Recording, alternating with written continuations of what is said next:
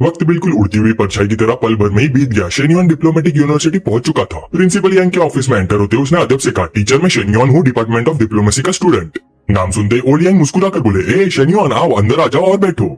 शेन्योन ने एक gift pack आगे बढ़ाया और कहा, टीचर ये मेरी तरफ से एक छोटा सा टोकन है। इतने टाइम तक आपने जो गाइडेंस और सपोर्ट दिया उसके लिए दिल से शुक्रिया। ये देखकर ओल्ड यांग ने गिफ्ट बैग वापस धकेल दिया। तुम्हें ये सब करने की जरूरत नहीं है। स्टूडेंट्स को एजुकेट करना हमारी रिस्पॉन्सिबिलिटी है और हमारा फर्ज भी। शेन्योन ने फिर से गिफ्ट उनकी तरफ बढ़ाया। स्टूडेंट का अपने टीचर को रिस्पेक्ट देना तो बिल्कुल नेचुरल बात है। ओल्ड यांग फिर बोले, हमारी स्कूल प्राइवेट जरूर है लेकिन हमने बहुत टैलेंटेड स्टूडेंट्स को नर्चर किया है। हम हमेशा ऐसे अपॉर्चुनिटीज ढूंढते हैं जिसमें तुम जैसे स्टूडेंट्स को सपोर्ट मिल सके। तुम्हारी रैपिड ग्रोथ इंस्टीट्यूशन के लिए भी बेनिफिशियल है। शेन्योन ने अपने सीने पर हाथ रखा। उसकी आंखों में डिटर्मिनेशन साफ नजर आ रहा था। तो मैं पूरी मेहनत करूंगा ताकि हमारे स्कूल का नाम रोशन कर सकूं। वैसे क्या मैं पूछ सकता हूँ कि सीनियर एल्यूमिनाइज अभी कहाँ सर्व कर रहे हैं? अगर मौका मिला तो मैं उनसे मिलकर बहुत कुछ सीखना चाहूंगा। ओल्ड यांग ने चाय का कप भरा और जोर से हंस पड़े। हाँ, अब समझ आया कि ये लड़का इतना टैलेंटेड कैसे बना। अगले हफ्ते हमारी स्कूल एक एलाइट एल्यूमिनाई गैदरिंग होस्ट कर रही है। उसमें पॉलिटिक्स और बिजनेस वर्ल्ड के काफी सक्सेसफुल सीनियर्स आएंगे। आमतौर पर अंडर ग्रेजुएट स्टूडेंट्स को वहाँ अटेंड करने की परमिशन नहीं होती, लेकिन तुम्हारी करंट अचीवमेंट देखकर तुम उनमें से कई लोगों से कम इंप्रेसिव नहीं हो। इस बार मैं तुम्हारे लिए एक्सेप्शन बनाऊंगा। ये सुनते ही शेन्योन ने दोनों हाथों से चाय का कप उठाया और रिस्पेक्टफुली उनकी तरफ बढ़ाया। थैंक यू प्रिंसिपल, मैं अपने सीनियर से दिल लगाकर सीखूंगा। ओल्ड यांग ने संतुष्टि से सिर हिलाया। ज्यादा हम्बल बनने की जरूरत नहीं, तुम्हारी अचीवमेंट्स उनके बराबर है। हो सकता है फ्यूचर में वही लोग तुमसे मदद मांगे। शेन्योन ने चाय पेश करते हुए कहा, मैं ऐसी हिम्मत कैसे कर सकता हूँ प्रिंसिपल, आखिर वो मेरे सीनियर्स है। ये सुनते ओल्ड यांग फिर से हंस पड़े। हाँ, इतना भी मॉडेस्ट मत बनो। अच्छा, डिटेल्स मिलते ही मैं तुम्हें कॉल कर दूंगा। शेन्योन खड़ा हुआ और अदब से बोला, आपके सपोर्ट के लिए धन्यवाद प्रिंसिपल। अब मैं इजाजत लेता हूँ। मैं आपको प्रोडक्टिव डे की शुभकामनाएं देता हूँ। इतना कहकर शेन्योन ऑफिस से बाहर निकल गया। जैसे ही वो दरवाजे से बाहर आया, ओल्ड शू पता नहीं कहां से सामने आ गया। उसे देखकर शेन्योन ने नम्रता से कहा, वाइस प्रिंसिपल शू। ओल्ड शू ने जबरदस्ती मुस्कान लाते हुए कहा, ओ शेन्योन, पहले से ही तुम्हें मुबारक हो। काफी दिनों की डिस्कशन के बाद स्कूल ने डिसाइड किया कि तुम्हारा प्रोजेक्ट सबसे बेस्ट चॉइस है। शेन्योन ने पोलाइट एक्सप्रेशन बनाए रखा। मुझे इसके लिए वाइस प्रिंसिपल शू का शुक्रिया अदा करना चाहिए। प्रोजेक्ट सक्सेसफुल होने के बाद मैं जरूर आपके ऑनर में बैंक्वेट होस्ट करूंगा। उम्मीद है आप अपनी प्रेजेंस से मुझे सम्मानित करेंगे। लेकिन अंदर ही अंदर वो उस बुड्ढे की 18 पुश्तों को गाली दे रहा था। ये बुढ़ा लुमड़ी, अगर मैंने ओल्ड यांग का कनेक्शन सिक्योर नहीं किया होता तो ये प्रोजेक्ट कब का बर्बाद हो चुका होता। ओल्ड शू ने जबरदस्ती मुस्कुराकर कहा, ठीक है फिर बात करेंगे। जैसे ही शेन्योन वहां से गया, ओल्ड शू का चेहरा तुरंत अंधेरा हो गया। वो धीरे से गाली देते हुए बोला, शुक्रिया, क्या मजाक है। ये 22 साल का लड़का तो 50 साल की लोमड़ी से भी ज्यादा चालाक और धोखेबाज निकला। कुछ देर बाद शेन्योन अपनी कार के पास पहुंच गया। उसने फोन निकाला और लीजाओ को कॉल किया। हेलो टीचर, आपकी शिफ्ट कब खत्म होगी? लीजाओ ने जवाब दिया, आधा घंटा और। ये सुनते ही शेन्योन बोला, तो मैं आपका वेट करता हूँ। लीजाओ थोड़ी कंफ्यूज हो गए, मेरा वेट कहाँ करोगे? शेन्योन ने उसके ऑफिस की बिल्डिंग की तरफ देखा और हाथ हिलाया, विंडो से बाहर देखिए। लीजाओ ने हल्की सी हिचकी ली और तुरंत बाहर देखा। शेन्योन को देखते ही उसके गाल अनजाने में लाल हो गए। ठीक है, मुझे बस थोड़ा सा काम फिनिश करना है। उसके पास बैठी मिस सन, जो पूरी बात सुन रही थी, जोर से मुस्कुराई। आज हॉलिडे से पहले का लास्ट डे, आप कोई खास काम नहीं बचा, थोड़ा रिलैक्स कर लो और फिर निकल जाओ। फिर वो शरारती अंदाज में बोली, और हाँ, आज रात के लिए प्रोटेक्शन ले जाना, अल्ट्रा थिन वाला लेना। लीजाओ का चेहरा शर्म से टमाटर जैसा लाल हो गया। मिस सन, आप क्या बोल रही हो? मिस सन खिलखिला कर हंसी। अच्छी प्रिपरेशन दोनों के लिए फायदेमंद होती है। इधर कार में बैठा शेन्योन आराम से फोन स्क्रॉल करते हुए लीजाओ का वेट कर रहा था। उसने मन ही मन सोचा कि रिसेंटली मिनुई के व्हाट्सएप मैसेजेस के अलावा सबसे ज्यादा मैसेजेस शाओले ने ही भेजे थे। उसके इन्फ्लुएंस में आकर हमेशा सुस्त रहने वाली लॉन्ग जिनहान भी इस ट्रेंड का हिस्सा बन गई थी। अब वो भी उसे बार बार सेल्फीज भेजने लगी थी। शेन्योन ने फोन खोला और दोनों लड़कियों की योगा प्रैक्टिस वाली फोटोज देखने लगा। टाइट फिटिंग एथलेटिक वेयर में उनकी सुलगती हुई फिगर्स देखकर उसके अंदर एक अजीब सी बेचैनी जग उठी। उसने मन ही मन सोचा, हम दोनों वाकई काफी इंटरेस्टिंग लग रही है। इस वक्त शाओले और जिनान पास ही चल रही थी। शाओले ने बाहें सिकुड़कर पूछा, जिनान तुम्हें क्या लगता है शेन्योन अब तक वापस क्यों नहीं आया? जिनान ने कंधे उचकाते हुए कहा, मुझे भी नहीं पता। शायद उसे यूनान इतना पसंद आ गया कि उसने कुछ और दिन रुकने का फैसला कर लिया। शाओले ने शक भरी नजरों से पूछा, क्या उसे हमारी याद नहीं आती? सच बताओ, क्या तुम्हें लगता है कि जो उसके साथ ट्रिप पर गई है वो मिनुई है? जिनान ने धीरे से कहा, मुझे पक्का नहीं पता। शाओले ने बेचैन होकर कहा, तुम सीनियर फू से क्यों नहीं पूछ लेती? जिनान ने सीधा जवाब दिया, अगर उसे पता भी होगा तो भी वो हमें नहीं बताएगी, आखिर शेन्योन अब उसका बॉस है। यह सुनकर शाओले ने गहरी सांस ली। हाय, हमारी इन्फॉर्मेशन सोर्सेज कितनी लिमिटेड है। तभी उसकी नजर एक बहुत ही फेमिलियर कार पे पड़ी। रुको जिनान, वहाँ देखो, क्या वो शेन्योन की जी क्लास नहीं है? ये कहते ही वो तुरंत कार के पास गई और विंडो पर नॉक किया। अंदर बैठे शेन्योन ने उसे देखकर मुस्कुरा कर कहा, क्या कोइंसिडेंस है, मैं अभी तुम्हें मैसेज करने ही वाला था। शाओले ने नखरे से कहा, तुम्हारे में इतनी हिम्मत, वापस आ गए और हमें ढूंढने की भी जरूरत नहीं समझी। शेन्योन ने फोन उठाकर उसके अनफिनिश मैसेजेस दिखाए। खुद देख लो, मैं मैसेज टाइप ही कर रहा था जब तुमने विंडो नॉक की। तब जाकर शाओले का मूड ठीक हुआ। चलो ठीक है, ये एक्सप्लेनेशन एक्सेप्टेबल है। फिर उसने एक्साइटेड होकर पूछा, तो आज रात हम कहाँ जा रहे हैं? इन दोनों बस एकेडमी और योगा स्टूडियो के बीच घूमते घूमते बोर हुई हूँ। शेन्योन ने शांत आवाज में जवाब दिया, आज रात नहीं, मुझे कुछ काम है आज। शाओले ने तुरंत पूछा, तो क्या तुम आज हमें मिलने नहीं आए? शेन्योन ने कहा, नहीं, मैं यहाँ बिजनेस के काम से आया हूँ और अभी किसी का वेट कर रहा हूँ। शाओले ने होठ फुलाकर पूछा, तो फिर हमें कब मिलोगे? शेन्योन बोला, कल या परसों, यहाँ से डॉर्मेट्री काफी दूर है, आओ मैं तुम्हें ड्रॉप कर देता हूँ। इसी वक्त ऑफिस के अंदर मिस सन पानी पीते हुए विंडो से बाहर देख रही थी। उसकी तेज नजर पूरे सीन पर टिक गई। वो लीजाओ के पास आई और धीरे से फुसफुस आई, टीचर लीजाओ, अभी अभी 2 लड़कियां उसकी कार में बैठी हैं। ये सुनते ही लीजाओ की आंखें हैरानी से फैल गई। वो तुरंत खिड़की के पास गई और नीचे झांककर देखा। नीचे शेन्योन की कार में शाओले और जिनान बैठी नजर आई।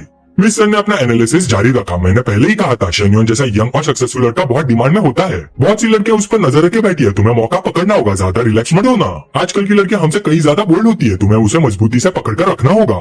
लीजाओ ने ठंडी सांस छोड़ी, लेकिन पहले मुझे उसे पकड़कर रखने लायक तो होना चाहिए। मिस सन ने तुरंत जवाब दिया, क्यों नहीं होगी, तुम्हारे नेचुरल एसेट्स ऑलरेडी आउटस्टैंडिंग है। फिर वो अपने एक्सपर्ट एनालिसिस मोड में आ गई। कौन सा आदमी फुल फिगर पसंद नहीं करता, और मर्दों को कुछ खास प्रोफेशनल इमेजेस का तो अलग ही क्रेज होता है। एक फीमेल टीचर, चश्मे के साथ और बड़े ट्विन टावर्स, बस ये 3 चीजें किसी आदमी की आधी जान निकालने के लिए काफी है। और अगर तुम उसके लिए ब्लैक स्टॉकिंग्स और प्रोफेशनल आउटफिट पहन लो तो मैं गारंटी देती हूँ वो कल तक सूरज नहीं देख पाएगा। मिस सन की बातें सुनकर लीजाओ बिल्कुल चुप हो गई। उसका दिल उलझे हुए रेशम के धागे की तरह कंफ्यूज था। उसने मन ही मन सोचा, मुझे मिस सन की हर बात समझ आती है, लेकिन मैं ये मानना नहीं चाहती कि शेन्योन सिर्फ इन सुपरफिशियल चीजों की वजह से मेरे साथ है। अगर ऐसा हुआ तो हमारा रिलेशनशिप कितना खोखला हो जाएगा। ये सोचते लीजाओ का हाथ अनजाने में कस गए। मिस सन ने उसके गाल दोनों हाथों से पकड़ लिया और उसकी आंखों में देखते हुए बोली, मर्द हमेशा नएपन के पीछे भागते हैं। जो चीज उन्हें तुमसे नहीं मिलती वो किसी और से आसानी से मिल सकती है, खासकर शेन्योन जैसा आदमी जिसके आसपास हमेशा औरतें रहती है। इसलिए टीचरली तुम्हें जल्दी मूव करना होगा। लीजाओ के चेहरे पर गहरी परेशानी साफ दिख रही थी। उसका दिमाग सवालों से भरा था। वो दोनों लड़कियां कौन है? शेन्योन ने उन्हें अपनी कार में क्यों बिठाया? वो उन्हें कहाँ ले जा रहा है? क्या उसने नहीं कहा था कि आज मुझे लेने आएगा? उधर शेन्योन ने जिनान और शाओले को गर्ल्स डॉर्मेट्री तक ड्रॉप कर दिया। कार से उतरते हुए शाओले ने पूछा, शेन्योन तुमने मुझे पर्सनली चूज किया था, तो स्टार्टअप बेस में मेरे प्रोजेक्ट का एवोल्यूशन कब करोगे? शेन्योन ने सीधा जवाब दिया, तुम अभी सिर्फ सेकंड ईयर स्टूडेंट हो, ना मैनेजमेंट एक्सपीरियंस है ना वर्क एक्सपीरियंस। ऐसे में तुम मीडिया कंपनी कैसे खोल सकते हो? एक स्टेप में आसमान छूने के सपने मत देखो, और वैसे भी मेरे पैसे आसमान से नहीं गिरते। अंदर ही अंदर शेन्योन अपनी प्लानिंग कर रहा था। मेरा प्लान है पहले जिनफू के नेटवर्क ऑपरेशंस को एक्सपांड करना। जब ऑनलाइन सेक्टर स्टेबल हो जाए तब मैं रिसोर्सेज का एक छोटा हिस्सा निकालकर एक न्यू मीडिया कंपनी एस्टेब्लिश करूंगा। शाओले की पर्सनालिटी मैनेजमेंट के लिए काफी सूटेबल है, लेकिन टेम्परामेंट और कैपेबिलिटी दोनों बिल्कुल अलग चीज होती है। शाओले ने तुरंत जवाब दिया, स्कूल में मैं स्टूडेंट यूनियन के प्रोपेगेंडा डिपार्टमेंट की हेड हूँ। एक सेमेस्टर से ये पोजीशन संभाल रही हूँ। और वर्क एक्सपीरियंस की बात करें तो 2 महीने पहले मैं एक स्ट्रीमर दोस्त की असिस्टेंट थी। क्या वो काउंट नहीं करता?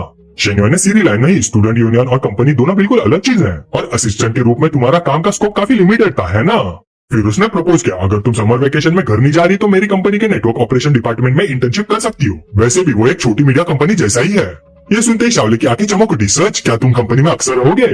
शेन्योन ने कंफ्यूज कहा, ये पक्का नहीं, लेकिन पहले ही वार्न कर देता हूँ, अगर तुम्हारी लर्निंग स्पीड स्लो हुई और तुम मेरी एक्सपेक्टेशन पर खरी नहीं उतरी तो फिलहाल कंपनी खोलने का सपना भूल जाओ। शाओले ने एक लट को कान के पीछे सरकाया और हल्का सा सिलेक्टिव पोज लेते हुए मुस्कुराई। समझ गई सीनियर, क्यों ना थोड़ी देर के लिए तुम हमारे डॉम में चलो। उसके अंदाज को देखकर शेन्योन के होठों पर शरारती मुस्कान आ गई। आप क्या प्लान बना रही हो? सीधा बोलो, बस बैठने के लिए बुला रही हो या कोई स्पेशल जर्नी शुरू करने वाली हो? ये सुनते शाओले के गाल हल्की सी लाली से भर गए। उसने मीनिंग भरी नजरों से देखते हुए धीरे से कहा, सीनियर आप जो कहोगे मैं वही करूंगी। शेन्योन ने मनी मन सोचा, टीचर की शिफ्ट खत्म होने में अभी कुछ वक्त है, वैसे भी मेरे पास फिलहाल कोई और काम नहीं, तो थोड़ी देर वहाँ टाइम पास कर लेता हूँ। फिर उसने सीधा जवाब दिया, ठीक है, लेकिन पहले ही क्लियर कर देता हूँ, मैं सिर्फ थोड़ी देर के लिए ऊपर आ रहा हूँ, मैं और कुछ नहीं करूंगा।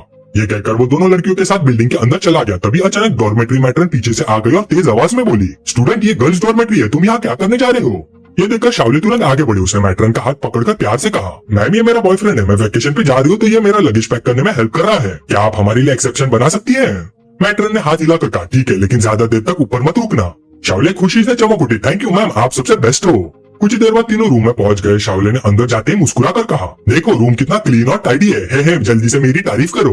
तभी शेन्योन की नजर वार्डरोब पर पड़ी। कुछ कपड़े बाहर निकले होते और दरवाजा प्रॉपर्ली बंद भी नहीं हो रहा था। उसने भाई उठाकर पूछा, अगर रूम इतना क्लीन है तो वार्डरोब इतना मैसी क्यों है, दरवाजा भी बंद नहीं हो रहा? ये कहकर उसने बाहर निकली चीजों को पकड़ने के लिए हाथ बढ़ाया। ये देखते ही जिनान घबराकर दौड़ी और उसे रोकने लगी, शेन्योन वार्डरोब में लड़कियों की प्राइवेट चीजें होती है, आप ऐसे कैसे देख सकते हो?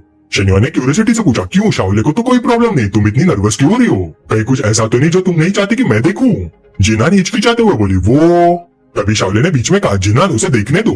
ये सुनते ही जिनान शर्म से लाल होकर चुपचाप एक तरफ हो गई। अब रोकने वाला कोई नहीं था। शेन्योन ने वार्डरोब खोला। अंदर जो कपड़े थे उन्हें देखकर उसकी आंखें थोड़ी सी फैल गई। उसने मन ही मन सोचा, हे भगवान, ये कपड़े हैं या बस कुछ कपड़े के टुकड़े? फैब्रिक से ज्यादा तो हवा लग रही है और ऊपर से मैचिंग सेट्स भी।